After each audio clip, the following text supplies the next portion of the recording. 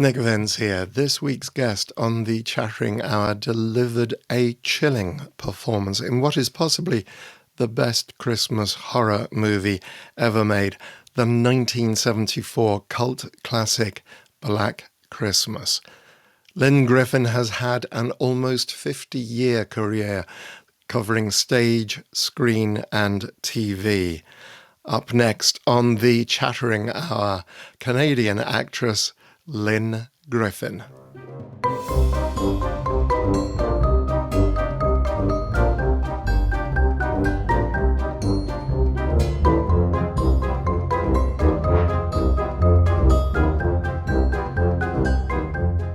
And we're back with Lynne Griffin, who played Claire Harrison in the 1974 horror classic Black Christmas. After that, she went on to appear in another cult horror film, Curtains, the Stephen King TV series Storm of the Century, and comedies like Strange Brew. Lynne, thank you so much for joining me today and giving up Sunday. Yes, well, Sunday's a good day to do something relaxing, like talking about yourself incessantly. Yeah, that seems fairly cool to me. So I wanted to start by, do you come from an acting family? Well, yes, in a way. Right. Definitely a theatrical of sorts. My father, James Joseph Griffin, was a high fashion photographer Right. and did a lot of advertising work. And he used me as a baby model, like right from the get go. I mean, my a picture that he took of me was on my grade 4 speller, which caused much uproar. And, I had horns drawn on and mustaches drawn on and all that. So he used me very much in a lot of his print ads. And my mother was an actress. And my father passed away. Well, he became Canadian Photographer of the Year in 1966. He Wow. then passed away in 1967. Oh, At gosh. which point my mother had been doing a lot of really at that point, well, not all amateur theatricals, because she'd done a television movie with Cyril Cusack. Anyway, Right. so she was an actress, but when my father passed away, we sort of she felt she had to have a real job, so she became an agent. And she Ah, opened her own agency, which still exists to this day, that's called KG Talent, her initials, K Griffin Talent. And it still exists to this day, and it is run by my sister, who kept the name KG Talent because her name is Kathy Gate. right. And they have been my agents through all of this. So, yes, you could say yeah, Yeah. it's somehow not quite born in a trunk, but close to the backstage area somewhere. Yeah. Yeah. Yeah. Absolutely. And did you train as an actor? Uh, n- not unless you call a school of hard knocks. Right. Uh, because I started so young. I did my first television commercial when I was 10 or 12. Before that, I'd been a catalog model for all the catalogs here and in print work. And I did my first television show, um, was actually a television series in Canada called Drop In. Is that the first one I did? I think so. Which was like a children's magazine show where you got to act little skits and do interviews, rather like this, except in person.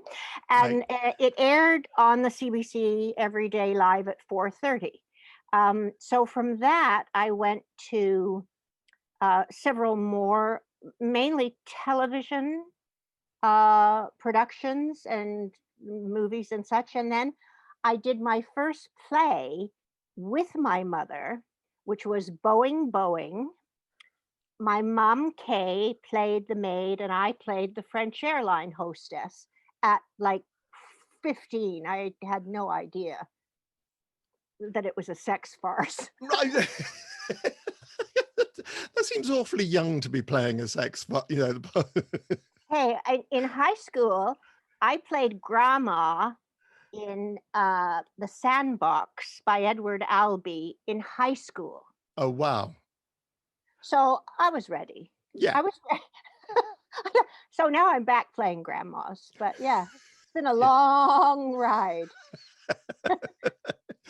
So in kind of like 1974, you're cast the part of Claire Harrison in the horror film Black Christmas, which I Mm. have to say, one is often ranked the number one Christmas horror movie. And I've been seeing that on Facebook. All these lists are coming out, and I go, scroll, scroll, scroll, and I'm going, "Where's Black Christmas? Where's oh, it's in the number one spot." It's It's evidently Quentin Tarantino's favorite Christmas movie, I've been told. Oh wow. Oh wow. And I have to say, it's one that I found most terrifying. Must have seen it when it came out. And I just, well, I think either saw it in the cinema or when it first came on TV. I just Right. remember that, which I'm going to ask you a little bit more about a little later on, the suffocation scene. But before we get to that, how did you land the role in that Uh, film? it was just a regular audition with lots of young ingenues. Right. I didn't meet Bob Clark at the audition. It was just with the casting director. But I think the reason that I got the role was because I was a very good swimmer. And I told them that I could hold my breath for a long time. Yeah. Right. Yes, and spoiler alert. Yeah, spoiler for anybody who Probably hasn't seen the probably film. not, well, not unless you've seen the film. You'll go, "Why did she say that?" Well, because she had to swim in the film Black Christmas, of course. No. Um, but I mean, that is rather interesting because I would like to think it was my terrific ingenue audition that got me the role. But I think I kind of clinched the deal with that information. They went, Right. "Oh, well, that's mostly what she's going to have to do. Right. Hold Right. your breath, kids." So was that the sort of role you were getting a lot at that time? Was that your Oh, oh, yes. Now, listen, I have died a lot of ways on film. My husband and I laugh. We should do the official list of how many ways I've died on film. Um, that was one of the first. right? Um, but I had been playing a lot of victims. I mean, if you see early pictures of me, you'll see what this little, you know, ingenue, Miss Little Perfect Thing virgin looks like. And so I played a lot of victims. I was raped. I was thrown off a building. I was thrown off a horse. I had a gun put to my head as in a hostage taking in the movie The Amateur, and was shot at point blank range and supposedly died. Well, actually did die on the front steps of the consulate in Vienna. So um, I think I've died pretty much every way there is to go. But fortunately not suicide, because I'm a very happy actor. Right. Um, and the interesting thing that I will say about The Amateur was, I shot that film before there was a hullabaloo about an actor named John Eric Hexum, who actually had the very same thing happen in a film where they held a gun to his head with a blank, and the gun's usually packed with some kind of gunpowder Mm-hmm. so that it looks like it explodes. Anyway, the gunpowder loosened the blank, and the blank killed him. Yeah. Yeah. Now, little did I know that that when this had happened, I went, "Oh, I merrily, went ahead and said yes," although I did have the stuntman and the director hold and fire the gun to their head before I agreed to do it. Right. However, back in the day, we did some dangerous things that we didn't realize were going to be so. Yeah. Um, Probably now you'd not be allowed near a gun on a set unless it was very clearly a fake pistol. Yeah. And to be honest, they'd use CGI or electronic effects to put in Yeah, afterwards. because it was great because the director, who's Charles Jarrett, the stuntman was standing on one side of me and the director on the other was holding my arm. And when they fired, the director did the pull jerk so that it looked like my head had been, yeah. Snaps. Oh, And wow. then for I was wrapped for the day, clearly. I don't think I was wrapped for the whole film. Maybe I was. But they sent me back to the hotel, which was right around the corner. This was in Vienna, Uh-huh. actually Vienna, Austria. Um, and I walked around completely covered in blood back into the hotel lobby. I walked up to the front desk and I said, "Could I book a massage?" Looking at me like, "Oh, I know she's in the film, but really." They said, "Oh, I mean, much easier for you to go back to the hotel and, have a shower in the hotel and clean up Rather there." than clean you up before they, yeah, yeah, yeah. Had Mm. that happened to me before. Yeah, you don't need to shower here, Nick. You just get in the car. Everyone wants to go home. Yeah, yeah. I've been in that one before. Yeah, yeah, So going back to Black Christmas for a moment. So you mentioned Bob Clark. yeah. What was it like working with him? Oh my God, my Uncle Bob. He was so wonderful throughout the whole filming. I mean, when you're shooting a horror film, and it really is kind of a disturbing subject, but he made it so much fun right from the very beginning, um, because it was the Christmas party. So we all kind of got to hang out, and it was all really fun at the Christmas party and stuff. And even when we got to the phone call, I remember him saying to us, "Okay, well, it's a dirty phone call." But, I don't know how old I was. What? 72. How would 20? I went, "Oh, so he's probably saying like I'm gonna come over and I'm gonna rip your clothes off or something." Anyway, needless to say, I didn't know it was as blue as Bob decided to make it. Uh, and because he and Nick Mancuso did a lot of Billy's voice on the phone. So I did I had no idea. It was all fun and games, right? Yeah, Until the plastic bag comes along. yes. Speaking of the plastic bag, now, as I say, this is what I found that incredibly disturbing to what I remember this so clearly watching this film and just thinking, A, how disturbing it is to watch as a film, and then when you see it later on in the attic, but also just as a fellow actor, you think, how on earth did they do that? To What was the trick behind that, apart from just holding your breath? Well, we tried several tricks, and I must say, we had kind of a lovely closed setup in the real attic in that house, because we shot everything actually in that house, which is still somewhere, down in Rosedale in Toronto, with them having erected a fence so that they don't get too many looky-loos. Right. But we were up in that attic, a small crew. It was really Bert Dunk, who was the cameraman, and Bob and myself, and of course Claude, the cat. Um, but Bob, like, had me in this rocking chair. He was sitting across from me the whole time. He actually had his foot on the rocker, so he was the one rocking it back and forth. So we put the plastic bag over my head and they went, "No problem at all. We're going to poke holes in your nose and in your mouth and it'll be sucked in so you'll be able to breathe." So we tried that. However, you could see the plastic moving slightly and also the condensation started to form, right? So it was like, "Oh, that's not going to work." Okay. All right, let's just put the bag over her head. And you suck it in your mouth and we'll stick it up your nose a little bit, and we'll just see how long we can do the take with you holding your breath. So there you see, my special skill came in completely handy. Now, the other thing that I'm pretty happy about when I watch it now is how long I was able to keep my eyes open as well, like really big open and mouth open. And anyway, I have been called upon to do it, in other films now because I was so good at it. Got very good at playing dead too.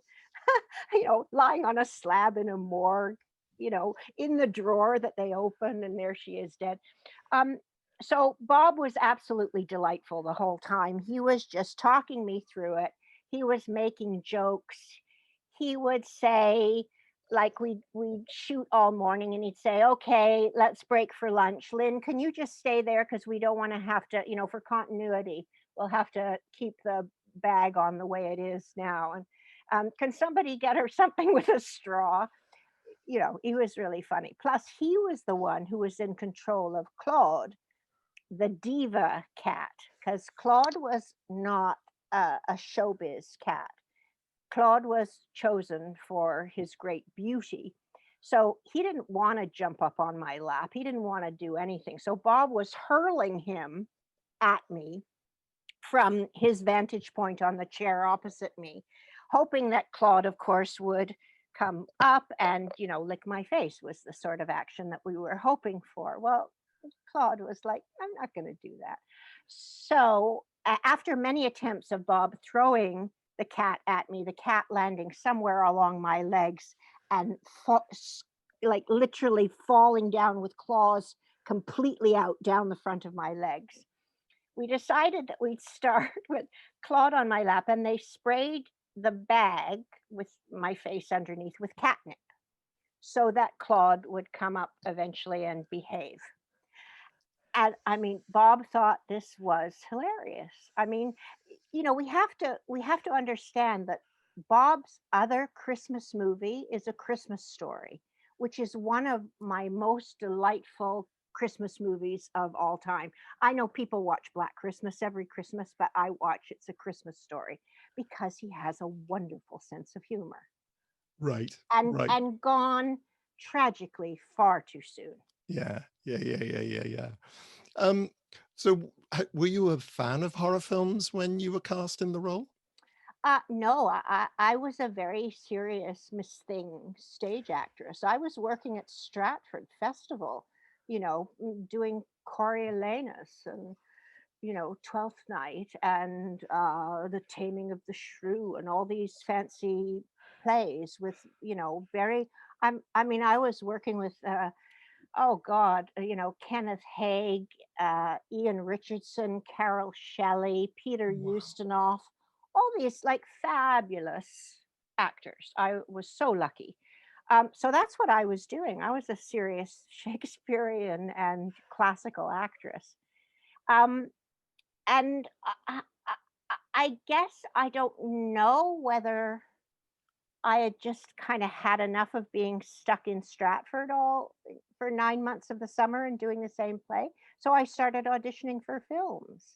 Um, Ah, now, I didn't really, I mean, go out specifically searching for horror films. I think at the time, uh, where it was in those early 70s, those were the kind of films that really um, Toronto or Canada or anyway, we were doing extremely well and sort of setting the standard for the genre.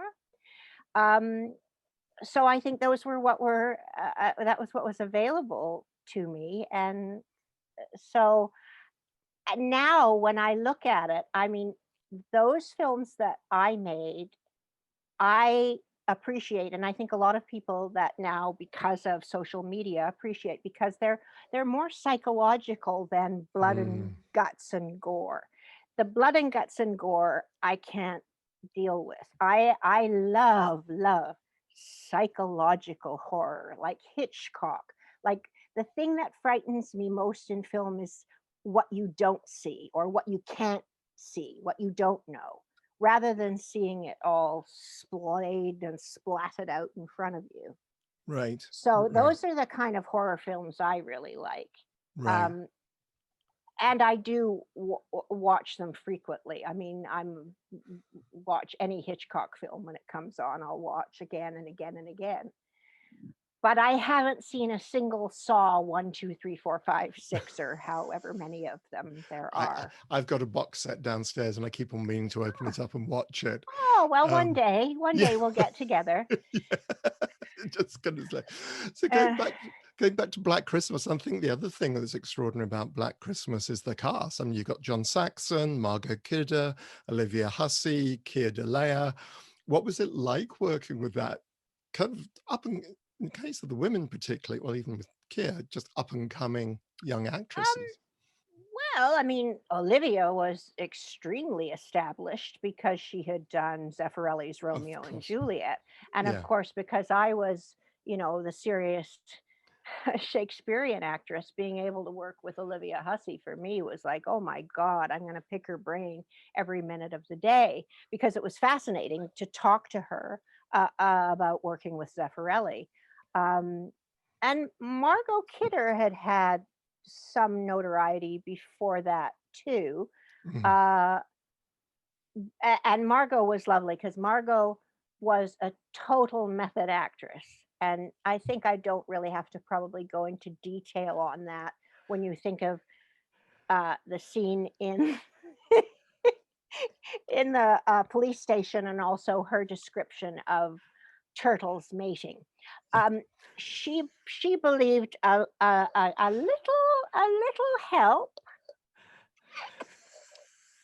loosened up the lips and made you be able to kind of have a freedom on film, which I just adored. She was lovely. And Yeah. then there's Andrea Martin. Oh my God. I Yes. never got to work with Kier, um, No, of because course he not. was working around and, being menacing. And I was already dead by then. Mm. Um, but yeah, I mean, it was a great group of people, and as I said, Bob made it seem like a party all the time, and Right, and right. just kept it very, very light and very fun. And I mean, it was really, truly a Christmas experience. Right. And do you have apart from, what you've already described, do you have a particular favorite moment from working on the film? Oh, it's not mine, but I have a favorite moment. Okay, what's that? My favorite moment in the film, which always scares the pants off me, is when the police officer calls and says, "You have to get out of the house," he says, and Olivia's on the phone. Yeah. You have to just walk through the front door and leave the house." She's, what? Of course, right? And she hangs up and she starts walking back, and then she walks past the stairway and you see the hand grab her hair and pull it back. That is so scary to me. I mean, it's like, oh my God. Yeah. I think there's two films I find really scary: Cape Fear, Prince of Tides. Those films that are about home invasion, that terrifies me. Well, So yes. Yeah, well, that Cape Fear. kind, mm, yeah, I was going to say, because of course, with Cape Fear, if I'm remembering correctly, is a lot of it is set on a boat, and it's that kind of. no, no, it's in the house. Oh, it's in the house. Sorry. Yeah, yeah, yeah, Yeah, yes, they're yeah, both home invasion yes. Sorry. films. Yeah. Um, so yeah, and I think I don't know whether Black Christmas was original in its genre for being, the killers in the house, the killers, Yeah. um, because a lot of films kind of use that then as their basis of, the horror of the movie, that the killer is very near, or the killer is in the basement, or he's breaking in through the upstairs window. Yeah. Uh, so yeah, I think home invasion is very scary. So Yeah. having Olivia walk past and having the her hair pulled like that, to me, I jumped out of my seat when I saw it. Right. It's funny now that when I go to screenings because of conventions and horror conventions that happen, and they want you to come to like the screenings and such. And so the I think one of the last times I went, I saw it on like an IMAX Wow. screen. And because they snuck me in at the last minute, I was sitting in the very front row, and I was noticing things that I had never really seen or clocked before. How many times that cat kind of was sort of in the corner of the scenes initially, and I never really even thought of the cat until we got to the attic. So Anyway, there's lots of really good surprises if you ever Right. want to watch Black Christmas on an IMAX screen. Right. And what about the actual, I was thinking, what about the actual filming of Black Christmas? You talked about being up in the attic and doing all the, any other particular favorite moment from the actual filming of the film? Well, I think also because I was very impressed with the use of what was then Steadicam, although it wasn't really what we know now as a Steadicam. It was Burt Dunk sort of strapped into this contraption because he really was. I mean, when you see the killer climb up the outdoor Mm, trellis, that's Bert with yeah, this contraption. When you get into the closet, it was great because you know, Bert is in the closet with the right. camera behind the plastic bags, and it's his hands that come out. I mean, this guy, he was brilliant, and the fact that they created this so that there was that eerie, almost, you know, POV of the killer all the way through and the eye and all that. Um, I thought was really stunning. But the fact that Bert was able to be, I mean, I think Bob would have loved to be the one to strangle me, but it was Bert. um, you know, I just like the camaraderie of. I like the fact that it was a Christmas movie. I mean, I guess, and you know, one of the first real actual feature films that I did. Not that any of us knew that it would become the kind of cult favorite that it became, Yeah. ever. No, you have no idea that that's going to happen. No. No, not And at that, all. you know, however many years later, that people would be contacting me and, you know, wanting an autograph and and and that it has such longevity. And also, excuse me, but when we were on set one day, Bob said to me, I want to show you something because I want your approval.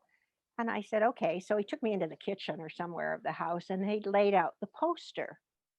And he said, we want to use your image as Claire with the plastic bag on your head as the really the primary image for the film. So it's going to be on all the advertising, all the posters. Is that okay? And I said, oh my God. I mean, you know, the height of flattery. I've been on some other, I think the other poster I was on too, I was still alive, but I died in that film too. That was the amateur. But the fact that that poster gave me this I don't know, following, Mm. this sort of my image was connected to the film so entirely. I got to show you. This is what I do at Christmas time for fans. Um, I make Black Christmas ornaments. You can find me on Facebook. I make I make Black Christmas ornaments. I mean, I've made I don't even know this year. I mean, I made 25 for somebody. I just sent 4 out to somewhere, you know. So, and they're signed. Uh, and Brilliant. I sell Black Christmas ornaments. So that image has, you know, followed me and actually continues to be my little money making cottage industry. Yeah, and that is such a very useful thing to do, particularly in the, you know, In at the these moment. days. Yeah. Yeah, Yeah. yeah, no, absolutely. Oh, great. Well, that's a wonderful thing to have hanging from the Sorry Christmas for the tree. self promotion No, there. don't apologize for that. I'm all for things like that, and we can put a link. I'm sure we can add a link below Okay. so that people will be able to find you and follow you on Facebook and so on. Yeah. Yeah. Um, and I think you mentioned earlier on that you have a tradition of watching A Christmas Story at Christmas. Is that right? Do you, Mm, mm. is that your go-to film, Christmas film, apart No, from? actually, A Christmas Carol, Alistair Sims. I mean, I have Ah, to watch that every Christmas. And interestingly enough, my husband and I now have a show that we usually tour every second year. Obviously, we're not touring it this year, but it's called A Christmas Carol Comedy, which has been written by our friend Katie Lehman for us. And in the show, which I direct, we have an actor who plays Scrooge, and then Sean plays everybody else. So, A Christmas Carol is one of those movies we have to keep abreast of. We have to keep revisiting because we keep adding like new bits to the play. But the play is definitely on, the along the lines of Monty Python, and we send it up rather cheekily. that sounds like a huge amount of fun and is one of my favorite stories. And yeah, Yeah. I think of all that my favorite Scrooge is Alistair Sim. Oh, the Is the morning the morning when he wakes up is just, I mean, and me as, the poor actor with me directing, trying to say, yeah, but Alistair Sims did. No, I really don't do that. And Alistair Sim just we've had wonderful actors. We've actually, because we've done it for so long, we've had, I don't know whether we've had 4 or 5 different Scrooges along the way, and Sean always reprises his role. I must say he's a very good Mrs. Cratchit. Otherwise, I would want that role, but he has to play everything. He's also a very good Tiny Tim and Jacob Marley. But yes, I think he plays 26 different roles because wow. he plays all the women as well. Wow. Wow. Yeah. That sounds, yeah, but Alistair Sim. And I have to Yeah. say, my other favorite Christmas carol is The Muppet Christmas Carol. Oh, of course, of course. Michael Well, Caine, it's just, yeah, well, absolutely you're perfect. obviously from my planet. Yeah. So, okay, so moving on from Black Christmas, Mm, there's another film I wanted to talk to you about is Curtains, mm, which for anyone who hasn't seen it, the basic premise is 6 young actresses are auditioning for a movie in a remote mansion, which obviously I think is terrifying concept for any actor. The idea you get the 6 of you in a mansion, creepy old mansion with a bizarre, very intimidating director. How uh-huh. did you land that role? Um, that's interesting because I know I was working at Stratford at the time. It's so funny. I probably came in because the script interested me, and also because they wanted me to audition for the role of Patty, which I found really odd because she was a stand-up comic, and that was the farthest thing from my repertoire. I had never done anything like that or even remotely tried to be funny. Right. Um, so I think that was the appeal for me, and I think, I guess, probably the audition, because I didn't think I would get it, I was probably fairly liberated in my, because I know I made up some, very bad jokes. I think even the joke, my in and out in 5 minutes or whatever it was too, that went into the comedy act that I did in the film was mine. And so I guess I was just very free in the audition. So luckily for me, I booked the part, and I also I was just fascinated by Richard Chupka, who was the director, who was such an interesting fellow, and had such this wonderful ideas for the film and the way he was going to film it. And it was sort of European, his place, his flair and taste of the film, which I Right, enjoyed right. very, very much. So um that was just a lucky shot, I guess, that I got cast. And then, there were all these chums of mine, as well as, Linda Thorson, who was wonderful. And I mean, I knew a lot of the other women because as the thing that's funny is that we've been in this business for so long that the same ingenues who were auditioning, back in those days. Now we're still the same old group, same old ladies now auditioning for the grandma parts. And I just walk in and I say, come on, ladies, let's flip a coin. Like any of us could play this part. Who's got the largest line of credit to pay off? Give them the part. So we've been around a long time, and you stay friends with some people you never see again, and Mm, but the bond that you create while the shooting schedule is happening is huge and yeah, wonderful fun, and also because like Christmas, it was all of us kind of stuck in this house again, right? you're right. So, although we were on a soundstage, but we were the group of lovelies that were all together, and we had to get along in real life, even though. But yes, I love that. What was the tagline? Six actresses up for the same part, but one of them will kill to get it. Yeah, yeah. Something I Yeah, can't remember it off the top of my head, but something something like along. that. Yeah, Yeah, yeah, yeah.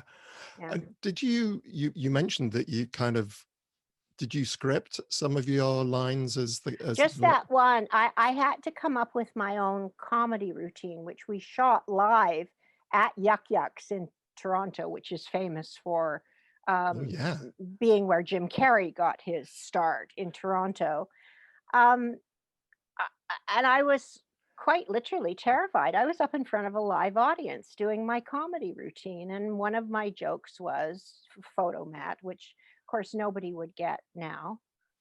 Digital? Ah, I Ah! mean, yeah, yeah. What is photo mat? What the Photo hell is mat. This that? whole idea of going into a shop to get your To get your photocopies. photographs, yeah. Yeah, God, Anyway, yeah, but that was my one famous joke. right, right. But you actually, and you had But not I done did do a stand-up routine that night in front of a live audience, with the sweat and the scariness, and the fact that there were cameras rolling, but they weren't really told to laugh or boo or whatever. It was just, let's just wing it and see what happens. yeah, I think that is possibly the most terrifying thing I think I've ever heard. The idea that And you as an actor have to stand up and and you've ask not, me if I've ever done stand up since. God, have you? No. No. Now, it did release my comic gene though, because then I felt that I actually could be funny. And now all I just want to be funny all the time.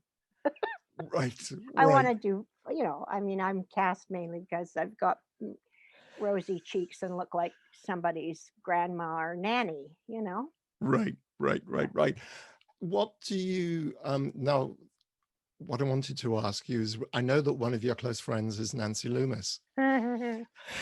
How long have you known Nancy? How old is Winnie? Well, now, I would say that's got to be close to 35 years, maybe. Wow. Um, we met because I was married to a DOP named Stephen Poster at the time, Right, who was shooting a Tommy Lee Wallace movie called Hanama Bay. right, And I got hired on as the female stand-in, so I went along for this lovely long trip in Hawaii, and I had a lot of free time. And Nancy came with her little baby Winnie at the right, time, and Winnie had to be, fairly newborn. No, she might have been 1 or 2. right, Anyway, right, we became extremely fast friends. I ended up actually taking over Nancy and Tommy's apartment in Los Angeles and lived there for years. I also, funnily enough, when I got married the second time, ended up buying John Carpenter and Adrienne Barbeau's house in Laurel Canyon. right, So we had this enormous connection. right. But of course, I just watched your interview with Nancy, which was wonderful. 'Cause I love Nancy dearly, but she's so smart. And then I got worried and I said, well, I guess I'm going to have to play for laughs because Nancy is one of the most esoteric and interesting people and a total inspiration for me. She inspired me as a visual artist once she started getting into her sculpture, which is, I mean, phenomenal if you Mm, see it in, yeah. up close and personal. It's incredible, especially her one that I call Serena Williams. Um, and the tornado. She has one that's called the tornado. But she inspired me because we would go for walks together, and she would be like, her eyes would be on the ground looking at trash and things that had been tossed away, and found object Yeah. sculpture was what she did, which inspired me to an incredible degree. And I mean, I babysat both Winnie and India. I mean, if we ever get to go back to California, one of our stops along the way is to go, if we can, to Nancy's house in Pasadena. And on New Year's Eve, we'll go out along her street where they park all the Rose Ball floats. So you can see them all up close the night before. Right. Take out your glass of champagne and wander and smell the roses. Going back again to your career again for a moment, I was just thinking one of the other things you were lucky enough to work on was Storm of the Century, Ah, the Stephen King Storm of the mm. Century with, I mean, there's a cast include Colm Fiore, Becky Ann Baker, Tim Daly, Julianne Nicholson, Jeffrey Dimon. What are your memories of working on Storm of the Century? Um, well, we got to shoot in Maine in Stephen King's, stomping grounds. Right. He never appeared, um, but I mean, it was lovely because we all had to kind of start talking in that kind of, yeah, yeah, there's a big storm coming, yeah, yeah, yeah. And of course, I love that coming up with the dialect. Now, the funny thing is with Colin Fiore and I had worked together many times at Stratford. In fact, there is a recording of The Taming of the Shrew from Stratford, I don't know what year, that both Colin and I did together. Back then, he was sort of a young leading man back then. Um, so it was lovely to kind of reconnect, and we've crossed paths on other projects along the way.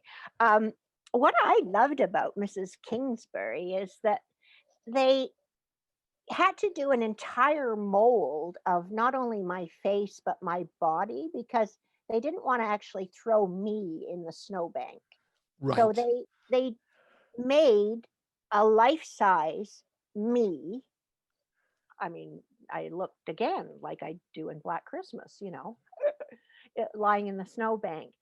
But at the end of the filming, they said to me, would you like to have the dummy? And I went, no. Now imagine what I could have sold that on eBay for. Silly fool. Um, Be a really weird thing to walk into, though, before you turn the light on as you walk in of well, an and you evening and go, suddenly you see it standing yeah, in the corner. You couldn't live with I, that. I mean, I could have put it in the car beside me in LA and driven in the carpool lane all the time. Yeah, Just claimed it was my rather moribund twin. Anyway, yeah, that was really cool. Anyway, I am totally claustrophobic. So anytime I've had to have the face mask and whatever, uh, when I did the one for Storm of the Century, we did it in this kind of garage. And they talk you through it and say, we're going to leave music on and whatever, and they put the straws up your nose, and you got to keep very still because if you move, we're going to have to do it all over again. So anyway, they get me all gunked up with the stuff. And then it got very quiet. I mean, there was a little bit of soft music playing. It got very quiet. And all of a sudden, there was this bang, bang, bang, bang, bang, bang, bang on the door of the garage. Of course, I flew. Everything flew. Evidently, they hadn't paid or something, or the rental on the garage was due, or they were doing anyway.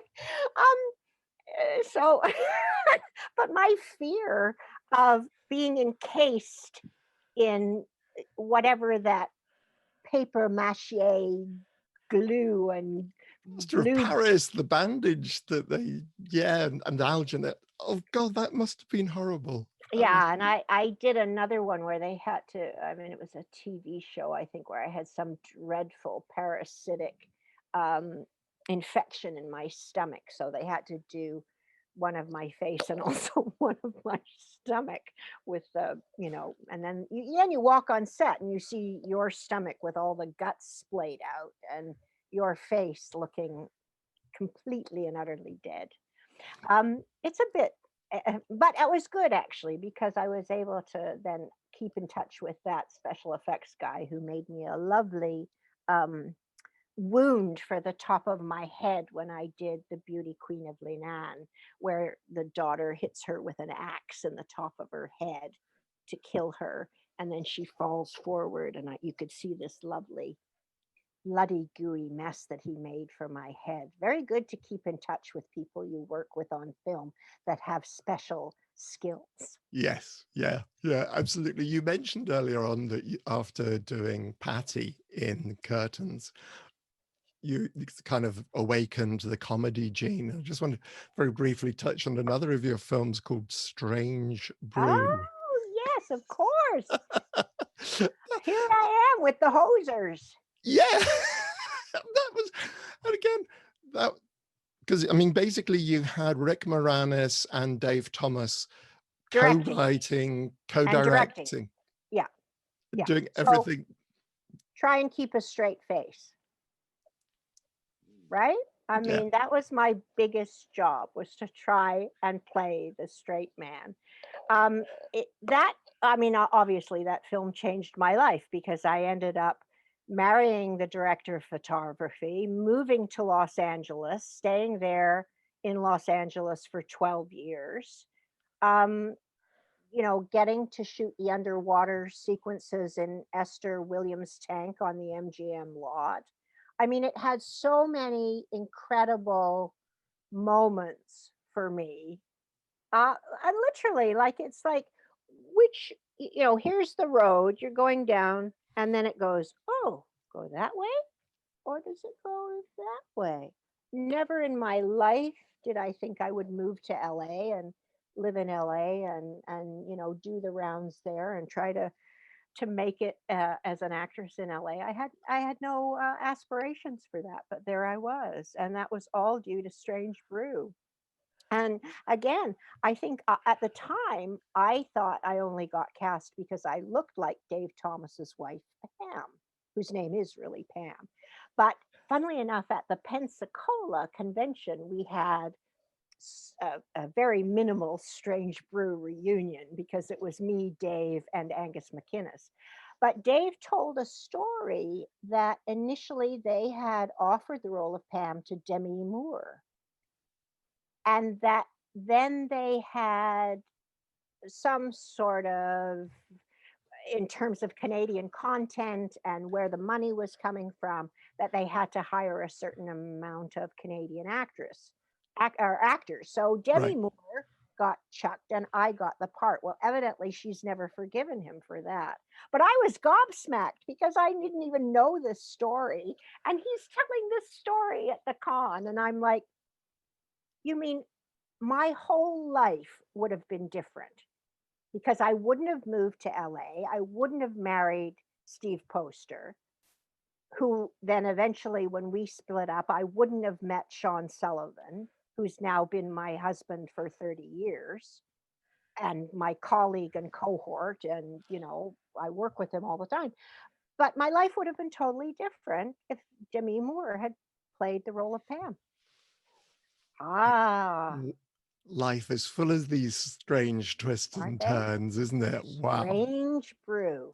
Yep. Strange Brew. And Max And von Sydow as well. oh, Uncle Max. And there again, he sits at lunch and you get to pick his brain talking about what it was like working with Ingmar Bergman. And he's as jolly as anything to say. And there's also another interesting story. Oh, I'm full of them, aren't I? Dave Thomas said, um, when they were writing the film and they wrote, Professor Smith or whatever his character, and they were talking about it in script meetings. And he said, I want Max von Sydow to play the part. And they were like, yeah, right. He said, I'm just gonna, well, hey, what do I got to lose? I'll give him a call. So evidently Dave gets on the phone, and lo and behold, he actually gets Max on the other end of the line. And he says, okay, so I've written this film. I want you to be in it. You're going to play this crazy role. And, you know, um, would you be interested? And Max, well, I'll have to get back to you on that. Anyway, he evidently hung up the phone, and his kids were there, and they said, what was that, Dad? And they said, oh, this crazy Canadian has asked me to do Strange Brew. They're these guys that do a thing called the Great White North, as Bob and Doug McKenzie. And his kids said, you have to do this movie. They are the funniest duo in comedy right now. And there he was. And so he said yes. And I mean, don't you, isn't this hilarious how life works out? And of course, me being, I mean, I was in heaven. He had to carry me in his arms. I was like, this is like kind of a big pinch me moment. Yes, of course, of course. Now, we're heading towards the close. There are a few more questions I'd like to ask, but one thing Okay. I do want to ask, one thing that popped out of me when doing the research is that, and you alluded to this earlier on, I think, you've become a successful visual artist and a very Yeah. experienced knitter. Yeah. Yes, you've been working with collage, assemblage, and raw wood. And yes, my producer, Chris Rowe, does know all about your knitting, he says. Here's the Oh, latest one. Here's the latest blanket. And here's what I'm talking about. When you ask me who my muse is, it's Frida Kahlo. So I wow. work with raw wood. As you see, this is the piece of the streetcar that actually Wow. her butt pierced her, which changed her life forever.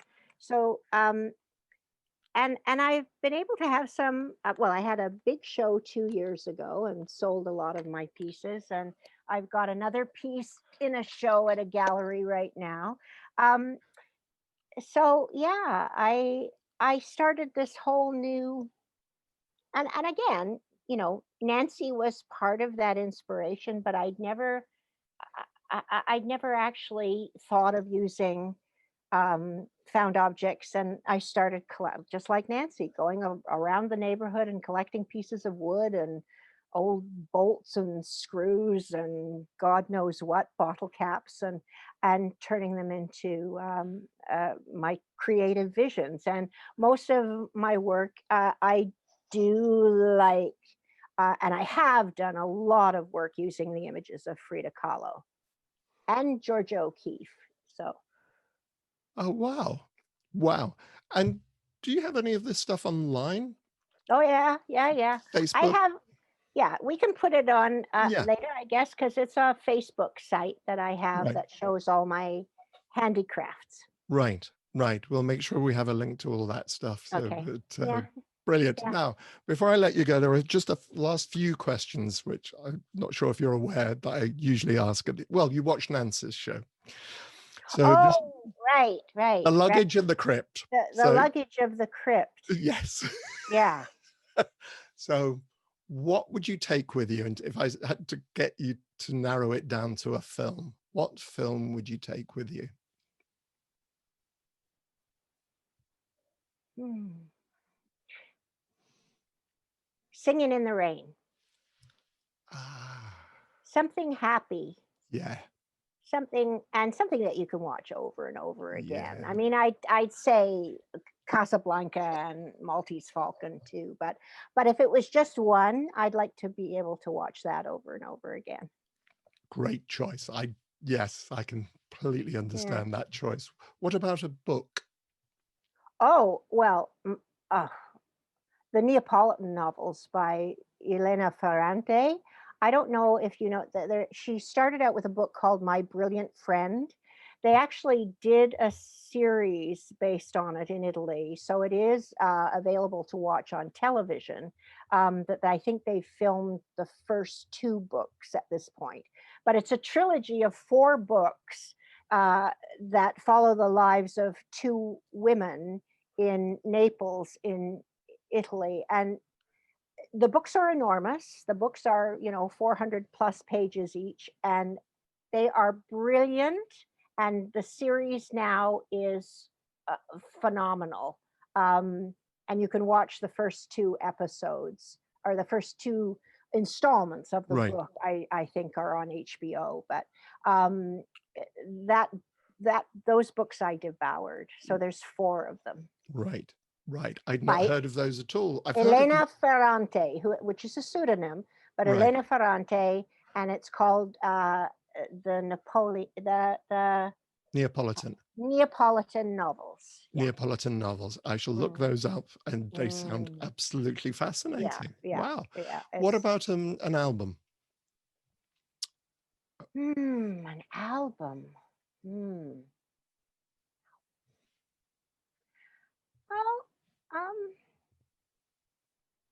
I got to admit, when my dear friend, I have a dear friend who every year at Christmas we usually say, as gifts go, I want your favorite book, your favorite music, and your favorite bottle of wine. And the year that she gave me Eva Cassidy changed my life. I don't know if you know Eva Cassidy. Um, Absolutely glorious voice. She's known for a song called Fields of Gold, but her first album, her voice, and she ends the album with her own version of Somewhere Over the Rainbow, which is glorious, glorious. But she died very young because she had metastatic cancer, um, which wasn't treated properly anyway. Um, so her work has now sort of posthumously been discovered, and it's really, really gorgeous. She had the voice of an angel. Other than that, I like the McGarrigles. The McGarrigle Hour, the wonderful Canadian Anna and Kate McGarrigle. Right, Yeah, is right. really. Uh, the So co- uh, I'm a bit of a folkie. I'm, a Gordon Lightfoot. I'm Canadian folk music. Joni Mitchell. Oh my God, give me the Blue album any day. If I had to just take that one alone, I would be okay. Okay, okay. That sounds great choices. What about a favorite food or beverage? Ah, A fa- beverage, beverage, a drink. tea. Tea. I'm a total Anglophile. What do you Right. think is in this cup? It's a that's a nice bit of. You froze. I don't drink alcohol anymore. So Right. Nice. And is that a Yorkshire tea or an Earl Grey tea or a Lapsang Thai shoot? food tea. It's Thai only food one tea. tea in Thai food. It's a lovely, really nice, strong British black tea. It Fortnum certainly and is. Mason's got nothing on Thai food tea. I think, yeah, there are many people. Yes, I think we've got some Thai food, actually Thai food Yorkshire downstairs at the Yorkshire moment. Gold. I mean, it's got to be strong and it's got to make the hair on your chest stand up. What about a piece of visual art? You're obviously into visual art. Oh, well, yeah. I mean, I love sculpture. Uh, People who blend sort of, well, sculpture, is it not extraordinary that someone can take a block of marble or some clay and create something that is so fine and so detailed, so oftentimes really humanistic. And Yes. I mean, I've seen ones with they've had women with they've created lace in sculpture Yeah. down, and people who use clay and I have a little friend um, who does clay sculptures. He's the son of an actor that I've worked with, um, and he does these most amazing sort of sculptures of these otherworldly creatures, a little like Tim Burton, but very much his own Oh, work. So, um, yeah, A sculpture sculpture of some of, sort, yeah, and pretty theatre or much any daily kind or of sculpture. right, I right. find extraordinary because it's a very unique talent, I think, to be Yeah. able to. The 3D One thing images. to throw paint at a canvas. Hey, even I can do that. But do you know what I mean? I do. No, I do. I Some of studied those it. things, I mean, I when I was at Stratford, they came to me one day. We were in a pub, and the Haney brothers came in with this board game and said, "Hey, does anybody want to invest in this board game?" And it was like, "What is this? And what is this?" And they said, "It's called Trivial Pursuit." And I went, "Ugh, I hate trivia." I had all this money from working at Stratford. My friend was doing a film about Jackson Pollock, and I gave him the money to make the film about Jackson Pollock. And, then I got to see a lot of Jackson Pollock's paintings. I've seen them up close and personal. I don't know. No, I'm not sure about whether I'd put one of them on my wall, or Well, maybe I'd make my own. yeah, yeah, yeah. There is apparently an amazing rhythm within them as they study that they found in nature, and apparently they're at a different level. But anyway, Hey, or if you've got the time on your hands, you could catch up reading your old TV guides. I'm sorry. I'm sorry, Jackson. I, I did give lots of money for my friend to make a film about you. I, Yeah. But I could have been a millionaire if I'd invested in Trivial a thing Pursuit. called Trivial Pursuit. Yeah, those moments in life. Yes. Mm, uh-huh. Okay, we'll end with one luxury, something to keep you warm. Oh,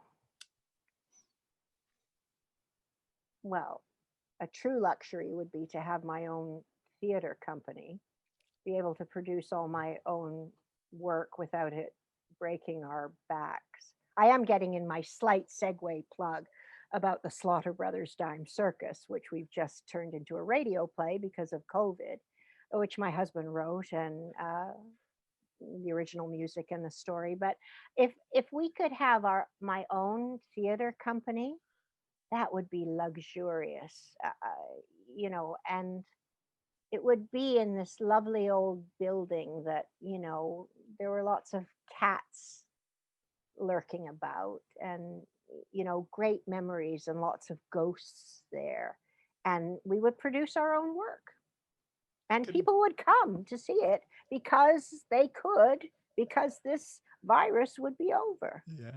We had a play. Beautiful. We had this play that was about to open, and we closed because we were put into lockdown 10 days before we opened.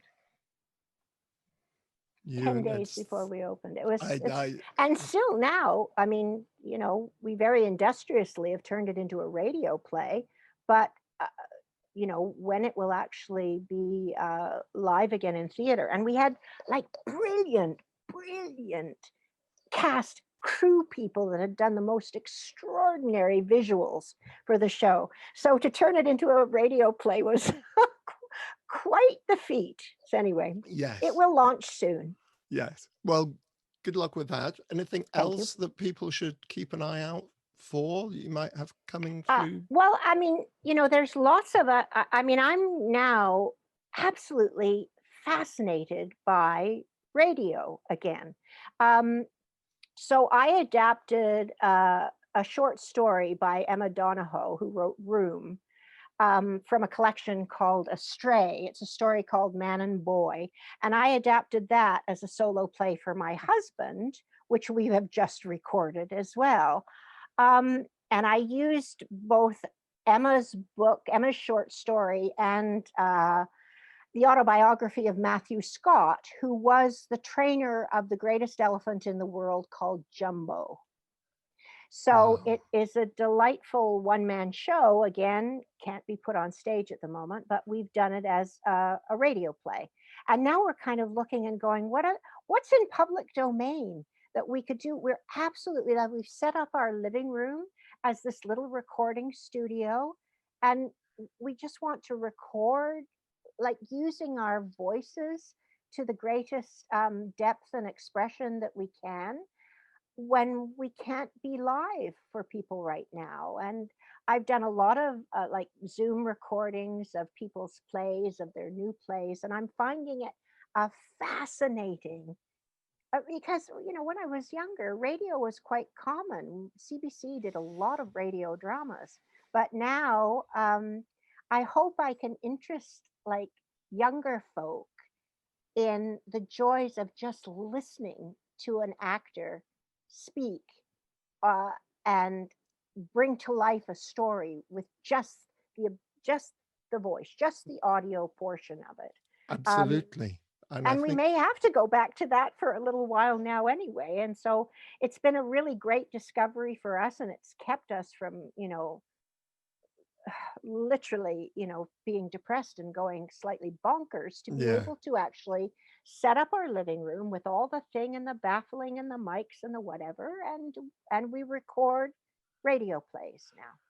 Well, of course, I mean, these things that can be done as podcasts now, and young people are very much into the idea of listening to Yes, dramas and documentaries and interviews, and that's why we do the that show is both as true. YouTube and podcast, because we know some people prefer just to listen to it.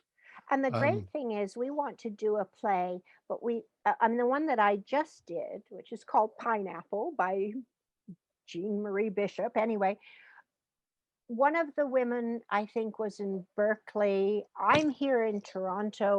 One of them, anyway, we're from all over the place, and we were able to put this play on and make it work somehow. I don't, that we find, we're very industrious, us actors. You can't keep us in the closet for very long. no, We'll I find a way. I think this is one of my great comforts in life, is that throughout all this is that human ingenuity will find a way. Right. Presented with insurmountable obstacles, we will find a way through this together. This has been extraordinary, Lynne. This. Thank you so much. Thank you very much, Nick. Thank you.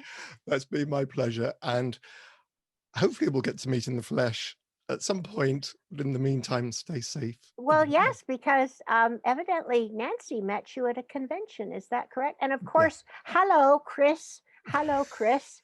My dear Chris Rowe, I hope you're keeping cozy underneath your blanket on these cold winter days. Today's the first day of a real snowfall in Toronto. Oh, wow. Wow. Yeah. Well, yeah. Warm Yeah. winter So blankets. all the best, and yes, the world will bring us together, I'm sure. Where are you from, by the I'm way, London. Nick? Of London. course you are. Well, you see, my mom was born well, raised in Liverpool, and my dad was Welsh. Ah, right. Yeah. There's a good So, heritage. There's a very good heritage. well, yeah, but my mom was actually born Scottish. So the Scottish and the Welsh, Even better. I'm married to a anyway. Scotsman, so I do say that anyway. But yeah, anyway. But yes, I've absolutely been delighted to listen to your dialect for the last hour or so. Thank You you make me very feel much. like I'm back with my old mum. And on that note, all right, take care, and I'll speak to you soon. Take care. Such a sweet and warm person. Next week on the Chattering Hour, I'm joined by Stephen C. Miller, director of the Christmas horror comedy Silent Night. See you then, and in the meantime, stay safe and well.